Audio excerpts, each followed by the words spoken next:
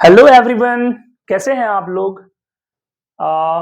जैसा कि आज हम लोगों के क्रैश कोर्स का आज वन शॉट वीडियो में हमने पिछले क्लास में इंडियन सिविलाइजेशन एंड कल्चर का वीडियो आप लोगों को दिया था। पिछला वाला class one shot of Indian civilisation and culture था, जो कि आप एप्लीकेशन के वीडियोस वाले ऑप्शंस में जाके देख सकते हैं। वहां पे आपको पिछला क्लास मिल जाएगा।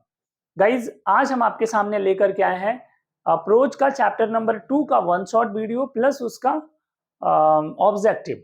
ठीक है, तो मेरे प्यारे बच्चों, आज हम लोग जिस चैप्टर को पढ़ने वाले हैं उस चैप्टर का जो नाम है आपके सामने यहाँ पे लिखा जा रहा है। आप लोग ध्यान से देखिएगा, ठीक है। इस चैप्टर का नाम है Bharat is my home. Bharat is my home, यही चैप्टर है जो आज हम जिसका वन शॉट लेकर के आपके सामने आए हैं। Bharat is my home. तो मेरे प्यारे बच्चों, भारत इज माई होम को लिखा किसने है? आप यहाँ पे देख रहे हैं, सुंदर सुंदर अक्षरों में लिखा हुआ है डॉक्टर जाकिर हुसैन। डॉक्टर जाकिर हुसैन के बारे में मैंने आप लोगों को इनका परिचय दे दिया है सेकंड या थर्ड क्लास में सॉरी।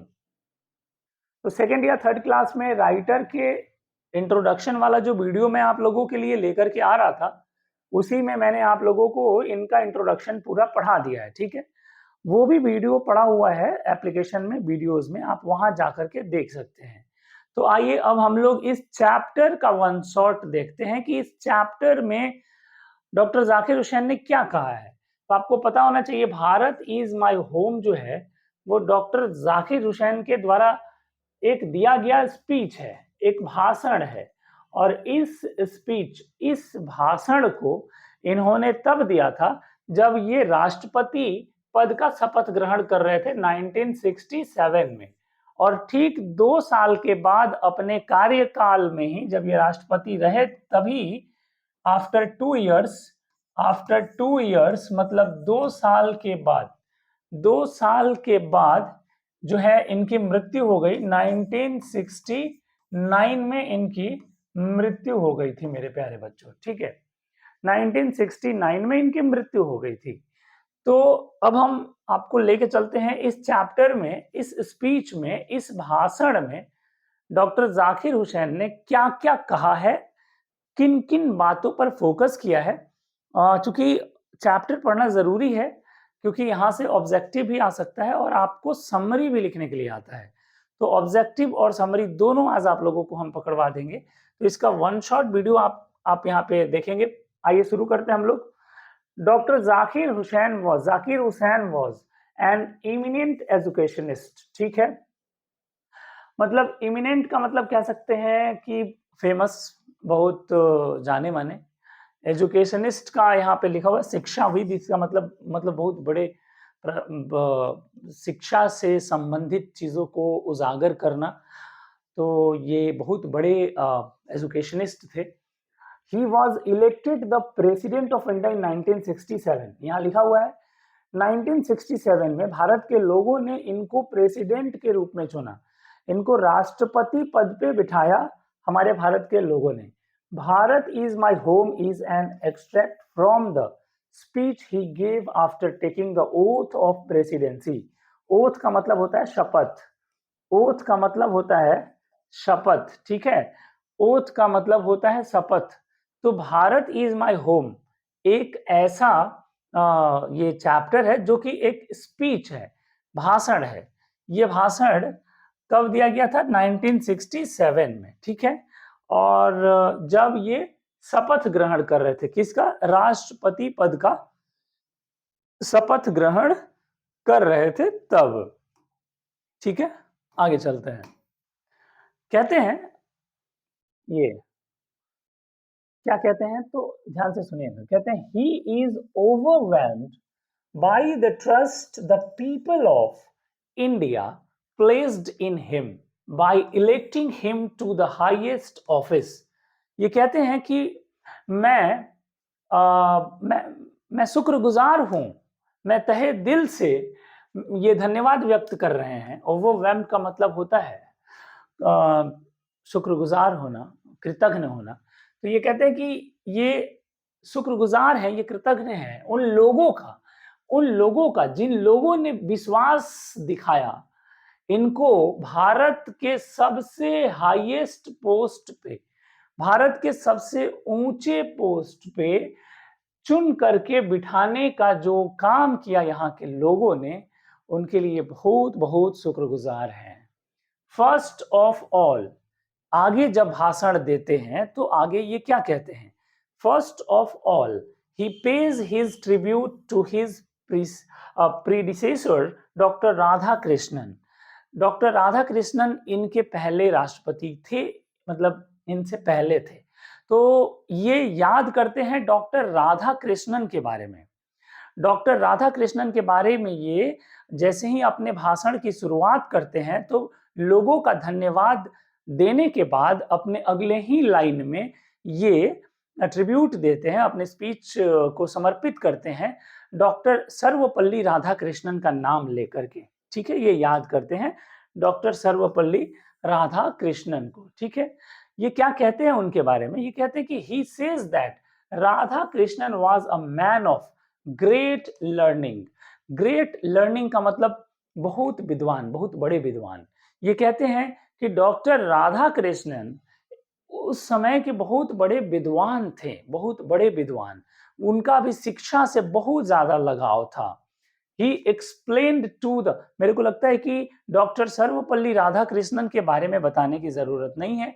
हमारे यहाँ के सारे बच्चे डॉक्टर सर्वपल्ली राधाकृष्णन की जयंती यानी 5 सितंबर को टीचर्स डे के रूप में मनाते हैं। ठीक है, he explained to the world Indian philosophical thought and the unity of all spiritual values. ये भारत के सारे, फिलोसफिकल का मतलब दार्शनिक, फिलोसफिकल का मतलब दार्शनिक, थॉट का मतलब हो जाएगा विचार। देखिए, जिसका मीनिंग आप लोगों को नहीं पता है, यहाँ हिंदी में लिखा हुआ है। ठीक है, यहाँ हिंदी में लिखा हुआ है। फिलोसफिकल थॉट का मतलब हो जाएगा दार्शनिक विचार। यूनिटी ऑफ स्पिरिचुअल वैल्यू का मतलब हो जाएगा समस्त मूल्यों की एकता। मतलब जो आपके कर्तव्य हैं, जो आपका मूल्य है, वो उसके बारे में, हाँ उसके बारे में, फिलोसफिकल थॉट, विचारों के बारे में बहुत ही ज्यादा एक्सप्लेन किया है। किसने एक्सप्लेन किया है?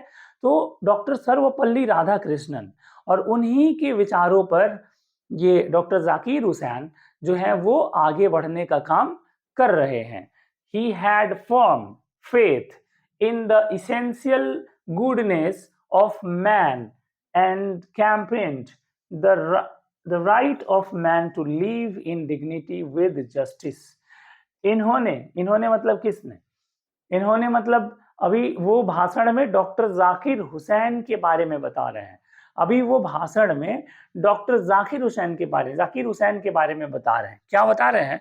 कि ये कह रहे हैं कि जो लोगों की जीता है वो मतलब ये डॉक्टर सर्वपल्ली राधाकृष्णन जो है लोगों के विश्वास को जीता है। डॉक्टर सर्वपल्ली राधाकृष्णन एक ऐसे व्यक्ति थे जो डिग्निटी विथ जस्टिस का मतलब हम कह सकते हैं कि जस्टिस का मतलब न्याय हो गया। तो जो न्याय था, मतलब कहने का मतलब है कि उनके अंदर एक ऐसी डिग्निटी थी कि वो अन्याय को न देख सकते थे, न बर्दाश्त कर सकते थे।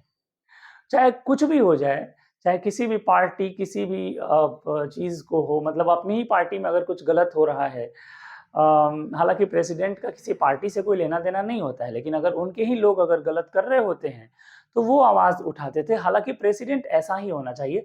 प्रेसिडेंट को किसी भी पार्टी, किसी भी पॉलिटिकल पार्टी से कोई लेना देना नहीं होना चाहिए। ठीक है, तो उसको किसी के दबाव में रहने की जरूरत नहीं है, वो अपना डिसीजन खुद से ले सकता है, वो इतना ज्यादा सक्षम होता है। क्योंकि आपको पता है कि प्रेसिडेंट दुनिया का सबसे उच्च, इंडिया का सबसे उच्च पद होता है, सबसे ऊंचा पद होता है। इसके बाद ही हमारे प्रधानमंत्री जी का पद होता है। तो उन्होंने कोई समझौता नहीं किया। किसने समझौता नहीं किया? डॉक्टर सर्वपल्ली राधाकृष्णन ने कोई समझौता नहीं किया, न्याय के साथ कोई समझौता नहीं किया। डॉक्टर राधाकृष्णन की बातों से बहुत इंस्पायर्ड थे। कौन? Doctor Zakir Hussain. Doctor Zakir Hussain entered the office of the presidency in all humility. Doctor Zakir Hussain राष्ट्रपति बनने के बाद अपने ऑफिस में पूरी विनम्रता पूर्वक वो एंटर करते हैं, पूरी मानवता के साथ, पूरी विनम्रता के साथ वो अपने ऑफिस में एंटर करते हैं। ऐसा नहीं है कि वो पूरा घमंड में अब आ गए थे कि हम तो इस देश के राष्ट्रपति बन गए, अब हम जो चाहेंगे वो होगा, जो चाहेंगे वो करेंगे, नहीं। पूरा एकदम विनम्रता पूर्वक, पूरा मानवता भरा हुआ दिल लेकर के, साफ दिल लेकर के वो राष्ट्रपति के ऑफिस में राष्ट्रपति पद को ग्रहण किया और ऑफिस में प्रवेश करते हैं। He took the oath of loyalty to the Constitution of India. वो भारत के संविधान के प्रति अपने वफादारी को बताते हैं, ये शपथ लेते हैं। वो कहते हैं कि मैं डॉक्टर जाकिर, अपने भाषण में कहते हैं कि मैं डॉक्टर जाकिर हुसैन, मैं शपथ ग्रहण करता हूं कि मैं पूरी ईमानदारी और निष्ठा पूर्वक अपने भारत देश के संविधान की रक्षा करूंगा। ठीक है, आगे चलते हैं हम लोग। नेक्स्ट लाइन कहते हैं he says that, वो कहते हैं अपने भाषण में, वो कहते हैं, क्या कहते हैं? India is an ancient land though it won her freedom recently. Bharat एक ऐसा प्राचीन देश है जिसने अभी अभी हाल ही में आजादी ग्रहण किया है। अभी ज्यादा दिन हुआ नहीं है भारत को आजाद हुए। तो भारत एक ऐसा प्राचीन देश है जो बहुत सालों से, सैकड़ों सालों से गुलाम रहा। अभी तो हाल ही में तो हमने आजादी हासिल किया है। अभी ये बताते हैं, the people of India comprise many ethnic groups. Bharat के लोग, भारत के जो लोग हैं, चूंकि भारत में एक लोग नहीं रहते, इसलिए भारत को धर्मनिरपेक्ष कहा गया, क्योंकि भारत में एक जाति एक धर्म के लोग नहीं रहते हैं। भारत जो है वो अलग अलग विविधताओं का देश है, अलग अलग लोग यहाँ रहते हैं, अलग अलग जाति, अलग अलग धर्म, अलग अलग रूप, अलग अलग रंग, अलग अलग वर्ग के लोग भारत में रहते हैं और एक साथ रहते हैं और ऐसे रहते हैं। यही भारत की सुंदरता है। यही तो भारत की सुंदरता है कि भारत एक ऐसा देश है जहां पे हर जाति, हर वर्ग, हर भाषा के लोग एक मुट्ठी की तरह रहते हैं। ये देख रहे हैं, ये इसमें इसको कहते हैं यूनिटी, एकता। They all have joined and strove for thousands of years to realise certain eternal values. ठीक है, मतलब अब कुछ मूल्य हैं, जैसे आजादी के पहले लोगों को मालूम नहीं था। सैकड़ों साल लग गए, सैकड़ों साल, हजारों साल लग गए उन उन उन उन मूल्यों को जानने में, हाँ, उन चीजों को सीखने में, उन चीजों को प्राप्त करने में हजारों साल लग गए और आज हम लोग इस जगह पे खड़े हैं। He also dedicates himself to the totality of Indian culture. वह कहते हैं कि मुझे जितने दिन सेवा करने को मिलेगा, मैं उतने दिन अपने आप को पूरे तरीके से समर्पित कर दूंगा अपनी भारत माता के लिए, अपने भारत सभ्यता और संस्कृति के लिए। He says that the past is never dead. वो कहते हैं कि जो भूतकाल होता है, जो पास्ट होता है, वो कभी डेड नहीं करता है, कभी वो मरता नहीं है। It is renewed in the present and shape the future. हम अपने पास्ट में की गई गलतियों का सहारा लेकर के अपने वर्तमान में उसको सुधार करके और अपने अपने भविष्य को बदल सकते हैं, हम अपने भविष्य को बना सकते हैं। ये कितना अच्छा लाइन इन्होंने लिखा है।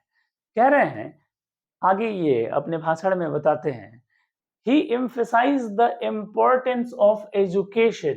वो शिक्षा के महत्व पर जोर देते हैं। वो हम तमाम देशवासियों को बताते हैं कि यदि अपने देश को आगे बढ़ाना है तो हमें अपने देश की शिक्षा को सुधार करना होगा। यदि हमारे देश की शिक्षा सुधरेगी तो हमारा देश सुधरेगा। यदि हम शिक्षित होंगे तो हमारा जो देश है वो भी शिक्षित होगा। तो ये शिक्षा पे बहुत ज्यादा ध्यान दे रहे हैं। It is a vital instrument of national purpose. ये कह रहे हैं कि राष्ट्र के उद्धार के लिए ये सबसे महत्वपूर्ण एक इंस्ट्रूमेंट है, एक उपकरण है। क्या यहाँ इट किसके लिए प्रयोग? क्या भारत के उद्धार के लिए, भारत के विकास के लिए बहुत इंपॉर्टेंट है एजुकेशन। एजुकेशन के बारे में बात करें, यहाँ इट किसके लिए आया, एजुकेशन के बारे में आया है, ठीक है। It helps in the constant renewal and growth of national culture and character. ये कह रहे हैं कि शिक्षा जो है वो मदद करता है, हेल्प करता है, शिक्षा मदद करता है। इट हेल्प्स, यहाँ इट एजुकेशन के लिए आया है, कहते हैं शिक्षा जो है मदद करता है कांस्टेंट रिन्यूअल, लगातार चीजों में जो हमारे हमारे हमारे नेशनल कल्चर और कैरेक्टर, जो हमारे राष्ट्र का जो चरित्र है और हमारे राष्ट्र का जो सभ्यता और संस्कृति है, उसको बढ़ाने में सबसे ज्यादा अगर कोई मदद करता है तो वो इट है। इट किसके लिए आया है, एडुकेशन के लिए आया है। किसके लिए आया है, EDUCATION, एडुकेशन के लिए आया है। तो एडुकेशन जो है वो हमारे देश के संप्रभुता, हमारे देश के चरित्र निर्माण, जिसको कह सकते हैं संस्कृति, सभ्यता और संस्कृति के निर्माण, चरित्र के निर्माण में इसका बहुत बड़ा योगदान होता है शिक्षा का। Indeed the quality of the nation greatly depend on the quality of education. क्या लाइन बोला इन्होंने, जरा ध्यान दीजिएगा। ये कहते हैं कि quality of nation greatly depends on the quality of education. मतलब किसी देश का जो क्वालिटी है वो उस पर निर्भर करता है कि उस देश की शिक्षा कैसी है। यानी उस देश की शिक्षा को बढ़ा दो, उस देश की क्वालिटी अपने आप बढ़ जाएगी, ठीक है। यही परिवार के साथ भी होता है। एक परिवार के शिक्षा को बढ़ा दो, उस परिवार का जो है वो उस ओहदा बढ़ जाता है। वो परिवार जो है वो अपने आप विकसित हो जाता है जब उस परिवार के लोग शिक्षित हो जाते हैं। तो मेरे प्यारे बच्चों, शिक्षा बहुत जरूरी है। ये बात कौन बता रहे हैं, ये बात हमारे डॉक्टर जाकिर हुसैन बता रहे हैं, जिस दिन ये शपथ लिए थे प्रेसिडेंट के पद पे 1967 में, याद रखिएगा। He is grateful to his countryman for recognising his services as an educationist.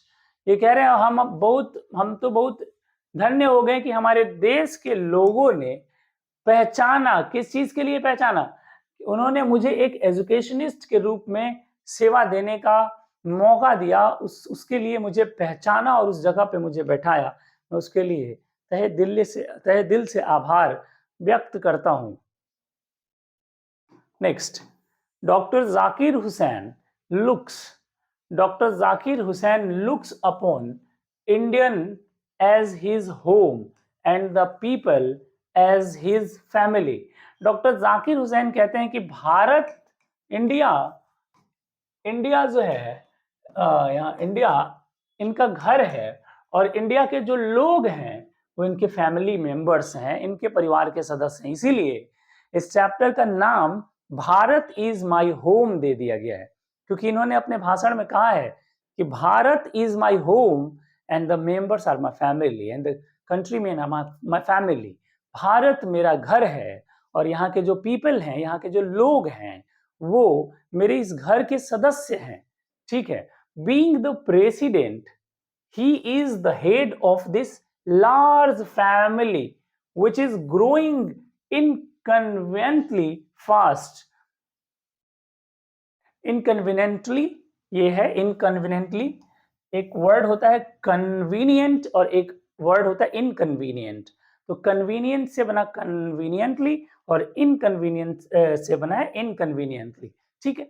तो अब यहाँ पे कह रहे हैं कि ये कह रहे हैं कि प्रेसिडेंट होने, बीइंग प्रेसिडेंट ही इज, चूंकि प्रेसिडेंट हैं हम, तो बात ये है कि हम इस घर के हेड हैं, मुखिया हैं, हम इस घर के हेड हैं।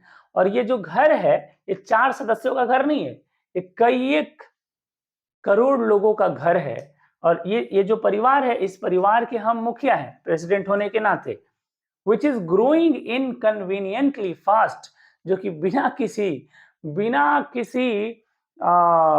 समस्या के ये तेजी से आगे भी बढ़ रहा है। और आज हम करोड़ों में हैं तो कल हम 100 करोड़, हाँ अभी 125 करोड़ हो गया है, 125 करोड़ से भी ज्यादा आबादी हो गया है। इतना बड़ा परिवार हम लोगों का भारत हो गया है। ये कह रहे हैं हमारा एक बहुत बड़ा परिवार है और तेजी से ये परिवार हमारा आगे भी बढ़ रहा है। आगे ये क्या कहते हैं, he pledge to make India beautiful and graceful. ये कहते हैं कि हम शपथ लेते हैं कि भारत को सुंदर और शालीन बनाने में हम अपना पूरा पूरा झोंक देंगे। मतलब क्या झोंक देंगे, हम भारत को सुंदर और शालीन बनाने में अपना पूरा निष्ठापूर्वक हम अपने आप को झोंक देंगे, शपथ लेते हैं। यही प्लेज का मतलब होता है शपथ लेना। प्लेज और OATH ओथ, ये इसका मतलब होता है शपथ लेना, ठीक है। ये कसम खाते हैं कि भारत को सुंदर सुदृढ़ बनाएंगे। ही प्लेज, ये फिर से शपथ लेते, कहते हैं मैं, ये भाषण दे रहे हैं ना, तो कहते हैं कि मैं डॉक्टर जाकिर हुसैन शपथ लेता हूं to serve the people without any discrimination of colour, caste, language and religion. मैं डॉक्टर जाकिर हुसैन यहाँ शपथ लेता हूं आप तमाम देशवासियों के बीच कि मैं कभी भी भेदभाव नहीं करूंगा, ना ही रंगों में, ना ही जातियों में, ना ही भाषा में, और ना ही किसी धर्म में। मैं किसी भी जाति, धर्म, रंग में कोई भेदभाव नहीं करूंगा, इसकी मैं शपथ लेता हूं। आगे क्या कहते हैं अपने भाषण में, जरा ध्यान दीजिएगा। आगे अपने भाषण में कहते हैं कि the task of reconstruction of the nation is challenging. हालांकि अभी अभी हम लोग आजादी से उभरे हैं, और जो टास्क मिला है हमें इस भारत के इस भारत देश के रिकंस्ट्रक्शन, नव निर्माण के लिए जो काम मिला, हालांकि बहुत चैलेंजिंग है, बहुत ही ज्यादा चैलेंजिंग है, लेकिन according to him this work has to respect individual and social. इनके द्वारा ये जो भारत का जो रिकंस्ट्रक्शन, जो नया भारत बनाने की बात हो रही है, इसमें ये केवल कह रहे हैं कि इसके बारे में ये बता रहे हैं कि इसके दो एस्पेक्ट हैं। इसके कितने एस्पेक्ट हैं, इसके दो पहलू हैं। पहला तो एक व्यक्तिगत तौर पे आप इसके लिए कुछ कर सकते हैं, और दूसरा सोशल, सामाजिक तौर पे आप इसके लिए कुछ कर सकते हैं। The individual aspect requires the moral development of self. यदि आप सचमुच में अगर सामाजिक तौर पे आप कुछ नहीं कर पा रहे हैं, अगर आप चाहते हैं कि हम भारत के लिए कुछ करें, हम अपने देश के लिए, हम अपने भारत माता के लिए कुछ करें, यदि आप चाहते, तो जरूरी नहीं है कि आप समाज में कुछ करके ही आप अपने देश में सहयोग दे सकते हैं। ये जरूरी नहीं है कि बॉर्डर पे जाके लड़के ही अपने देश के लिए सहयोग दे सकते हैं, बल्कि आप अपने आप को विकसित करके, अपने आप को डिसिप्लिन में रख के, अपने आप के विकास को करके अपने भारत देश को भी विकसित होते हुए देख सकते हैं। आप अगर विकसित होते हैं, आप अगर डेवलप होते हैं, तो आपका गांव आपकी वजह से डेवलप कहलाएगा, फिर आपका गांव की वजह से आपका जिला डेवलप कहलाएगा, आपके जिले की वजह से आपका राज्य डेवलप कहलाएगा, और आपके राज्य की वजह से आपका देश डेवलप कहलाएगा। तो कहीं ना कहीं सब एक दूसरे से इंटरकनेक्टेड हैं। तो यही कह रहे हैं कि अगर आप सामाजिक तौर पे कुछ नहीं कर सकते हैं, तो आपके पास इंडिविजुअल भी करने के लिए है, आप खुद का विकास करिए, देश अपने आप विकास कर जाएगा। जरा सोचिए कितना बड़ा बात कहा इन्होंने। यदि आप, जितने भी लोग इस वीडियो को देख रहे हैं, या जितने भी लोग हमारे इस इंडिया में हैं, वो सारे लोग यदि यही सोच लें कि हमें अपना विकास करना है, और सब लोग धीरे धीरे ग्रेजुअली सब विकास कर रहे हैं, जरा सोचिए जब सारे लोग विकसित हो जाएंगे तो देश भी विकसित हो जाएगा। बात समझ में आ रही है। लेकिन यहाँ पे कुछ लोग ऐसे हैं जिनको खुद के विकास की कोई चिंता नहीं है, बगल वाले के विकास की चिंता है। अपना खुद नहीं देखना है कि हम कितना विकास किए हैं, लेकिन वो जरूर बगल वाले के घर में झांक के देखेंगे कि वो कितना विकास किया है। उसका 3 फ्लोर बन गया, उसका 10 फ्लोर बन गया, तो भाई साहब हमारा एक ही फ्लोर पे क्यों अटका हुआ है। मतलब ये देख रहे हैं कि उसका 3 फ्लोर बन गया, लेकिन ये नहीं सोच रहे हैं कि उसका कैसे बन गया। बस वो ये देख रहे हैं कि उसका जो 3 फ्लोर बन गया, बाप रे बाप, उसका 1 फ्लोर कैसे ढा दे। तो ये नहीं होना चाहिए। इस वीडियो के माध्यम से मैं आप जो नए युवा हैं हमारे, जो नए जो नए लोग इसको पढ़ने के बाद जो आने वाले जनरेशन्स को बदलने का प्रयास करेंगे, आप तमाम युवाओं के बारे में मैं बात कर रहा हूँ। मुझे पता आप 12th क्लास में पढ़ते हो, और आप भी एक युवा हैं, और आने वाले समय में आप भी कभी गार्जियन होंगे। तो मैं आपके दिमाग को, आपकी जो बुद्धि, आपकी जो सोच है, उसको डेवलप करने का प्रयास कर रहा हूँ। बाकी शब्द जो हैं वो इनके हैं, विचार भी इनके हैं, उसमें आपको बताने का प्रयास कर रहा हूँ कि ऐसे हो सकता है। आप दूसरों के डेवलपमेंट को ना देख करके आप खुद के डेवलपमेंट को देखें और खुद आगे बढ़ने का प्रयास करें। बहुत अच्छा होगा आपके लिए, आपके गांव के लिए, आपके जिले के लिए, आपके देश के लिए। ठीक है, तो एक एक तो ये हो गया, आप इस प्रकार से अपने देश की मदद कर सकते हैं। दूसरा हो गया social aspect requires working for the advancement of the society. दूसरा हो गया कि यदि आप सक्षम हैं, खुद में सक्षम हैं, तो एक और चीज आप कर सकते हैं। आप डेवलप हैं तो आप समाज को डेवलप भी कर सकते हैं, आप समाज को अच्छा रास्ता दिखा सकते हैं। तो वो हो गया सोशल एस्पेक्ट। सोशल एस्पेक्ट क्या करता है कि समाज के उन्नति के लिए काम करता है। तो दो प्रकार का एस्पेक्ट है, दो पहलू है। पहला पहलू आप खुद के लिए वर्क करें और दूसरा समाज के लिए वर्क करें। तो ये अच्छा चीज है, आप पहले खुद के लिए, मेरा मेरा तो यही कहना है कि पहले आप खुद के लिए वर्क करें। यदि आप भूखे रहेंगे तो सामने वाले को कैसे खाना खिलाएंगे, है कि नहीं? आपके पास खाने के लिए कुछ नहीं है, बगल वाले को क्या दीजिएगा? आप बगल वाले को तभी दे पाइएगा जब आपके पास कुछ होगा। तो पहले आप खुद अर्जित कीजिए।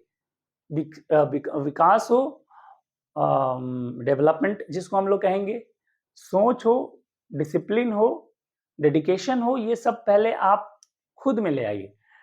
तो ये जब आपके अंदर आएगा तब आप किसी और को दे पाएंगे, वरना आपके अंदर नहीं है और आप समाज के लिए काम करने चल दिए तो नहीं कर पाएंगे ज्यादा। आप बस सोच पाएंगे, कर नहीं पाएंगे। करने जाएंगे फिर बैकफुट पे आ जाएंगे। तो पहले आप अपने खुद के लिए अपने लाइफ में डिसिप्लिन को ले आइए। ठीक है, the two aspect are the two sides of the same coin.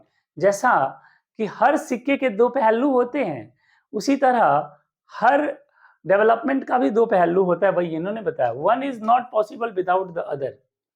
अच्छा, अगर अगर जरा सोचिए, अगर ये है तो फिर इधर भी होगा कुछ ना कुछ, हर सिक्के का दो, यानी कि इसके बिना ये अधूरा है और इसके बिना ये अधूरा है। बात समझ में आ रही है?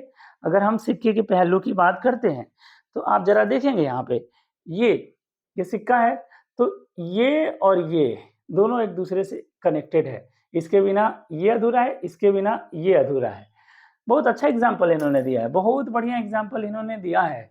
बस आपको अमल करने की जरूरत है बच्चों। आप इसको केवल इसलिए ना पढ़े कि आपको एग्जाम में परीक्षा देना है, बल्कि परीक्षा के लिए तो पढ़े ही, ऑब्जेक्टिव तो हम कराएंगे ही, क्वेश्चन आंसर तो हम कराएंगे ही, लेकिन इससे लिटरेचर साहित्य होता है और इससे जीवन में सीखने की जरूरत होती है। साहित्य में लोगों की जीवनी से हमें सीखना चाहिए, क्योंकि हमारे पूर्वज जिन रास्तों से होकर के गुजरे हैं, हम उन रास्तों पे अभी जा रहे हैं। उनको पता होता है कि कहाँ पे ब्रेकर है, कहाँ ब्रेक लगाना है, कहाँ स्पीड चलना है। तो उनकी जीवनी से हमें ये पता चलता है कि हमें जिंदगी के इस रेस में कहाँ ब्रेकर है, कहाँ ब्रेक लगाना है, कहाँ कहाँ स्पीड करना है। तो ये बहुत जरूरी होता है। साहित्य को केवल किताब में एग्जाम देने के लिए ना पढ़े, बल्कि आप इसलिए भी पढ़े कि आप अपने डेली लाइफ में कुछ सुधार कर पाए। The individual can achieve his full stature in only a just a graceful social order। कह रहे हैं कि अगर आप व्यक्तिगत तौर पे यदि बात करें, यदि आप व्यक्तिगत तौर पे यदि आप मतलब पूर्ण पूर्ण विकास को यदि आप अचीव करना चाहते हैं, पूर्ण रूप से यदि आप विकास को देखना चाहते हैं, तो ये एक मतलब सामाजिक व्यवस्था का एक सोशल ऑर्डर होगा। मतलब हम कोई भी काम करते हैं एक ऑर्डर से करते हैं, ग्रेजुअली। यदि आपको सीढ़ी पे चलना है तो आप ऑर्डर से चढ़िएगा, नहीं कि पहला सीढ़ी से 10वां सीढ़ी पे टप जाइएगा, नहीं ना। यदि आप सीढ़ी पे चढ़ रहे हैं तो वो ऑर्डर बाय ऑर्डर आप फॉलो करते हुए आगे बढ़ेंगे। एक सीढ़ी, दो सीढ़ी, तीन सीढ़ी, चार सीढ़ी, धीरे धीरे। तो ये एक ऑर्डर होता है, डेवलपमेंट का, विकास का एक ऑर्डर होता है, ग्रोथ का एक ऑर्डर होता है। आप यदि खुद विकास कर रहे हैं तो धीरे धीरे एक एक सीढ़ी, दो सीढ़ी, तीन सीढ़ी, और धीरे धीरे एक आएगा जब आप लास्ट छोर पे दिखेगा आपको कि नहीं, यहाँ विकास जो है वो हमारे देश का हो गया। तो ये कह रहे हैं the doctor Zakir Hussain support Gandhi in idea of state. Doctor Zakir Hussain Gandhi ji के आइडिया को बहुत सपोर्ट करते थे। डॉक्टर जाकिर हुसैन गांधी जी के आइडिया को, गांधी जी के विचार को बहुत सपोर्ट करते थे बहुत प्रभावित थे गांधी जी के विचार से। He considers the state as a moral organization and not an organization of brutal power। ये कह रहे हैं कि जो जो शक्तियां होती है ना आपकी, जो पावर्स होते हैं वो ब्रूटलिटी के लिए नहीं होता है। ब्रूटलिटी का मतलब हम कह सकते हैं कि निर्दयता के लिए नहीं होता है, बल्कि उन शक्तियों का प्रयोग सहज तरीके से अच्छे जगह पे एक ऑर्गेनाइजेशन को आगे बढ़ाने के लिए किया जाता है, किसी भी संगठन को आगे बढ़ाने के लिए किया जाता है। The state should use it's power for moral purpose only. किसी भी राज्य को, किसी भी देश को अपने पावर का इस्तेमाल नैतिक कार्यों में लगाने के लिए करना चाहिए। ये नहीं कि आप के अंदर बहुत शिक्षा आ गया है तो आप वैज्ञानिक हैं, आप बहुत पढ़ लिए हैं, बहुत नॉलेज हो गया है तो आप जाके बम बनाइए और किसी दूसरे देश पे अटैक कर दीजिए। नहीं, ये नहीं है। यदि आपके अंदर वाकई में शिक्षा है तो आप अपने देश की सेवा कर सकते हैं, वैज्ञानिक बन करके हाथ बटा सकते हैं। जैसे doctor Zakir Hussain, doctor APJ Abdul Kalam. Doctor APJ Abdul Kalam missile man कहा जाता है उनको हमारे भारत देश में। जरा देखिए, उनके पास भी बहुत सारा ज्ञान था। और अगर हम बात करते हैं उसामा बिन लादेन, वो भी बहुत बड़ा टैलेंटेड पर्सन था, लेकिन दोनों के रास्ते अलग थे, दोनों के रास्ते बिल्कुल भी अलग थे। क्यों अलग थे ये आप भी जानते हैं। तो शिक्षा का प्रयोग पॉजिटिव वे में करें, निगेटिव वे में करेंगे तो बर्बादी मिलेगा। Doctor Zakir Hussain has faith in the people's capability to work for the achievement of these goal. Doctor Zakir Hussain को बहुत भरोसा था अपने लोगों पे, अपने देश के लोगों पे, बहुत भरोसा था आप लोगों पे। उनको पता था कि हमारे देश के लोगों में इतनी क्षमता है कि वो जो चाह लेंगे वो कर देंगे। इनको मोटिवेट करने की जरूरत है, बहुत भरोसा करते थे। He promises to do all he can to help them। Last में ये वचन देते हैं, ये प्रॉमिस करते हैं कि मैं पूरी निष्ठा के साथ अपने देश में, अपने देश की खुशहाली के लिए, डेवलपमेंट के लिए मैं अपने आप को झोंक दूंगा, हर संभव मैं मदद करने का प्रयास करूंगा। तो इस प्रकार से ये जो चैप्टर है, ये जो स्पीच है डॉक्टर जाकिर हुसैन के द्वारा लिखा हुआ, वो आप लोगों का समाप्त होता है। थैंक यू होता है, दिए लिखा हुआ नहीं, ये दिया हुआ स्पीच है, किसी ने इसको लिख करके आपके सामने में एक चैप्टर बना दिया, भारत इज माई होम, और आपके सामने में ये मैंने अभी पढ़ा दिया। तो ये भाषण है उस दिन 1967 को। जरा सोचिए, 1967 को राष्ट्रपति पद का शपथ ग्रहण करते समय जो भाषण इन्होंने दिया था, आज वही भाषण मैंने अपनी आवाज में इनके शब्दों को सुना दिया। उम्मीद करते हैं आपको इनका भाषण अच्छा लगा होगा और इनके भाषण को मेरे द्वारा रिप्रेजेंट करने का तरीका भी आपको बहुत अच्छा लगा होगा। यदि अच्छा लगा होगा तो वीडियो को जरूर लाइक, शेयर और सब्सक्राइब कीजिएगा मेरे प्यारे बच्चों। ठीक है, अपने दोस्तों तक इस वीडियो को जरूर पहुंचाइएगा। तो गाइज, ये था one short video of chapter Bharat is my home written by doctor Zakir Hussain. So guys, now I am going to take some examples of objectives of this chapter. So guys, अब हम इस चैप्टर के objective पे बात करते हैं। ठीक है, आइए अब हम आपको लेके चलते हैं इस चैप्टर के ऑब्जेक्टिव पे। Are you ready? So guys, क्या आप लोग तैयार हैं इस चैप्टर के ऑब्जेक्टिव पे? यदि आप लोग तैयार हैं तो आपके सामने में खुल जा सिमसिम खुल गया। तो आइए चलते हैं हम लोग chapter number 2, Bharat is my home. Chapter number 2 आपके सामने है, भारत इज माई होम। आइए इस चैप्टर से संबंधित कुछ ऑब्जेक्टिव हम लोग करते हैं। दिख रहा होगा आप लोगों को? तो इस चैप्टर से संबंधित कुछ ऑब्जेक्टिव हम लोग करते हैं। Which type of prose Bharat is my home? Bharat is my home क्या है? तो भारत इज माई होम एक स्पीच है, एक भाषण है। भारत इज माई होम क्या है? एक स्पीच है, एक भाषण है। Bharat is my home is written bye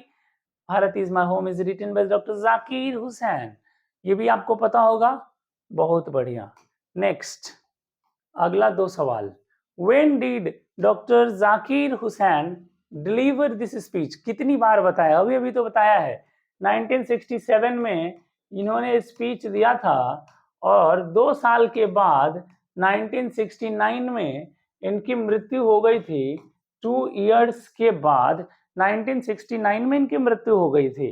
according to doctor Zakir Hussain, education is doctor Zakir Hussain के अनुसार शिक्षा एक प्रथम प्राथमिक उपचार, प्राइम इंस्ट्रूमेंट, प्राइम का मतलब प्राथमिक औजार, प्राइम इंस्ट्रूमेंट होगा इनके द्वारा। शिक्षा जो है वो प्राइम इंस्ट्रूमेंट था।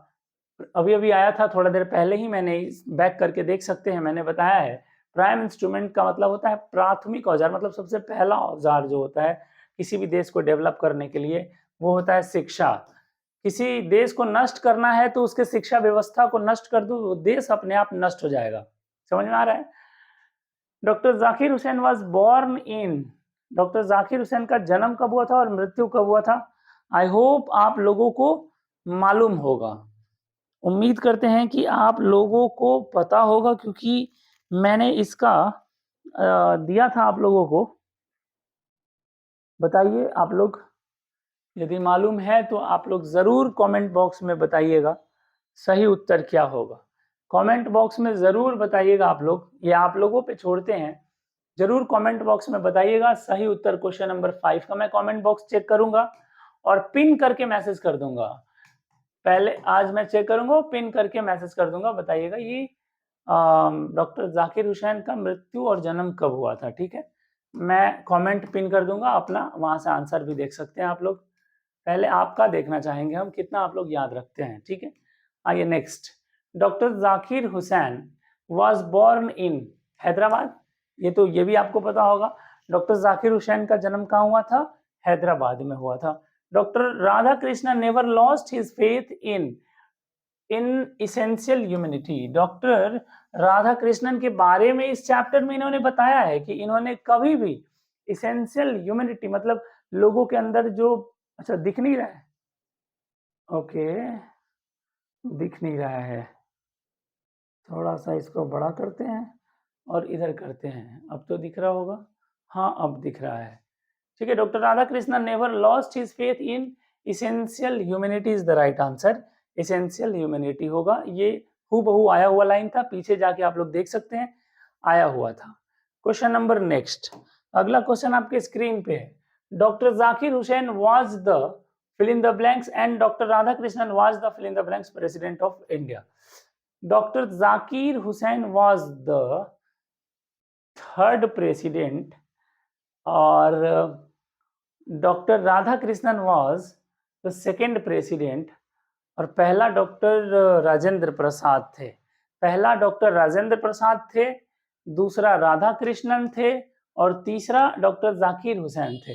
और ये भी एक बात है, पहला मुस्लिम राष्ट्रपति अगर कोई बने तो वो डॉक्टर जाकिर हुसैन थे। ठीक है, चलिए नेक्स्ट चलते हम लोग। Doctor Zakir Hussain sees 2 aspect of work, doctor Zakir Hussain हमारे वर्क को, किसी देश के विकास के लिए जो वर्क है उसको 2 भागों में बांटा था। कौन कौन सा? पहला इंडिविजुअल दिया हुआ है यहाँ पे और दूसरा क्या था? Social. D is the right answer होगा। दूसरा है सोशल, दूसरा क्या है? सोशल। आप लोग यहाँ पे देख पा रहे हैं सोशल डी ऑप्शन है, तो 9 का सही उत्तर हो जाएगा डी। 9 का सही उत्तर क्या हो जाएगा? डी। 9 का सही उत्तर हो जाएगा डी, ध्यान में रखेंगे आप लोग। और ये जो ऑब्जेक्टिव मैं करा रहा हूं, बहुत सारे बच्चों ने ये मेरा वाला बुक लिया है और उसी बुक के अंदर ये सारा ऑब्जेक्टिव है। तो जो बुक आपके पास है उस बुक से ही ये ऑब्जेक्टिव आप लोगों का बनवाया जा रहा है। आप लोग इस ऑब्जेक्टिव के आंसर से अपने बुक वाले ऑब्जेक्टिव के आंसर को मिलाइएगा, सही हो जाएगा। आइए आगे चलते हैं हम लोग next. Doctor Radha Krishnan always campaign the right of all men to live in dignity. है डिग्निटी। अभी मैं पढ़ा रहा था तो डिग्निटी वर्ड आया भी था, अभी मैं पढ़ा रहा था तो डिग्निटी वर्ड आया था। आप लोग देखिएगा, अभी थोड़ा बैक करके आप लोग देखिएगा, ये वर्ड आया हुआ था, थोड़ा सा बैक करके आप लोग देख सकते हैं। ठीक है, doctor Hussain also served as the governor of Bihar. ये भी मैंने बताया था, चैप्टर का जो लेखक का इंट्रोडक्शन पार्ट है उसमें मैंने इसका जिक्र किया था। Doctor Hussain also serve, doctor Hussain ने बिहार के राज्यपाल के रूप में भी सेवा दिया है। तो गवर्नर का मतलब होता है राज्यपाल, राज्यपाल, ठीक है। चलते हैं हम लोग next. How long did doctor Zakir Hussain live? अब जोड़ लीजिए, इनकी मृत्यु कब हुई थी और इनका जन्म कब हुआ था, जोड़ लीजिएगा। ये भी क्वेश्चन आप लोग बताइएगा, जन्म कब हुआ था और मृत्यु कब हुआ था। ये दोनों में, जन्म और मृत्यु में माइनस कर लीजिएगा, जोड़ करके, जोड़ घटाव करके आप लोग बताइएगा कमेंट बॉक्स में कि कितने साल ये जिंदा रहे, ठीक है। कितने साल ये जिंदा रहे आप लोग जरूर बताइएगा कमेंट बॉक्स में, जोड़ लीजिएगा। मृत्यु से लेकर के, जन्म से लेकर के मृत्यु तक जोड़ के बताइएगा कि कितने साल ये जिंदा रहे, जरूर बताइएगा कमेंट बॉक्स में, ठीक है। नेक्स्ट अगला है क्वेश्चन नंबर 13, ठीक है। क्वेश्चन नंबर 13 आप देखिए, doctor Radha Krishnan never lost his faith in the essential humanity. अभी शायद ये क्वेश्चन अभी अभी पूछा, इसेंशियल ह्यूमैनिटी, अभी अभी ये क्वेश्चन शायद आया हुआ था, शायद अभी रिपीटेड क्वेश्चन है, अभी थोड़ा देर पहले आया हुआ था। Doctor Radha Krishnan never lost his faith, doctor Radha Krishnan ने अपना विश्वास कभी नहीं खोया, किसमें, इसेंशियल ह्यूमैनिटी ऑफ मैन। लोगों के अंदर जो नम्रता विनम्रता जो थी, जो इंसानियत थी, उन लोगों के अंदर की इंसानियत में भरोसा रखा। हाँ, डॉक्टर राधा कृष्णन ने, ये चीज जो है याद रखने की चीज है। ये 13 नंबर क्वेश्चन बहुत इंपॉर्टेंट है, इसलिए आप लोग इसको याद रखिएगा, ठीक है। आइए ये क्वेश्चन देखते हैं। ये क्वेश्चन आप लोग नहीं बता पाएंगे तो आप लोग यहाँ पे देख लीजिएगा, याद भी कर लीजिएगा। What according to Zakir Hussain which is the prime instrument of national purpose? किसी भी देश को, किसी भी राष्ट्र को आगे बढ़ाने के लिए जो प्राइम इंस्ट्रूमेंट होता है, जो प्रथम औजार होता है, पहला औजार होता है, वो उससे वो देश आगे बढ़ता है, वो क्या है? तो सबको पता होना चाहिए। अभी अभी थोड़ा देर पहले मैंने बताया है, अभी अभी थोड़ा देर पहले मैंने बताया है एडुकेशन। क्या बताया है? एडुकेशन। तो इसलिए सही उत्तर क्या हो जाएगा? एडुकेशन आपका सही उत्तर हो जाएगा, ठीक है। चलते हैं हम लोग नेक्स्ट 15, क्वेश्चन नंबर 15 आप लोग देखिए। क्वेश्चन नंबर 15 कह रहा है कि ये लाइन दिया हुआ है, ये लाइन को पढ़ना है और बताना है कि इस लाइन को किसने बोला है। इस लाइन को पढ़ना और पढ़ के बताना है किसने बोला है। तो यहाँ तो आपको पता चल जाएगा, क्योंकि ये डॉक्टर जाकिर हुसैन का चैप्टर चल रहा है, तो दूसरा तो बोलेगा नहीं, तो इसलिए यहाँ तो आपको पता चल जाएगा। लेकिन जैसे ही आप एग्जाम में बैठेंगे तो वहां हर चैप्टर का मिसलेनियस क्वेश्चन होगा, फिर वहां आपको दिक्कत आएगी। तो वो वहां पे आपको कुछ ना कुछ क्लू ढूंढना होगा। अब यहाँ पे क्लू है head of this family for a certain time. अब ये अब याद करिएगा कि कौन से चैप्टर में सर पढ़ाए थे कि लोगों का शुक्रगुजार हूं कि आप लोगों ने मुझे इस परिवार का मुखिया चुना है। तो परिवार का मुखिया चुनने की बात जहां भी आएगी तो डॉक्टर जाकिर हुसैन की याद आएगी, क्योंकि डॉक्टर जाकिर हुसैन ने अपने भाषण में ये बात कही थी कि आप लोगों ने मुझे इतने बड़े पद पर चुन करके बिठाया। तो इसलिए ये तो यहाँ मैंने ट्रिक बता दिया। अब आप थोड़ा सा ट्रिक अपने एग्जाम में जब आप बैठिएगा एग्जाम देने के लिए, तो वहां भी थोड़ा दिमाग अप्लाई करिएगा। और यदि नहीं क्लू मिल पा रहा है तो जिद में आने की जरूरत नहीं है।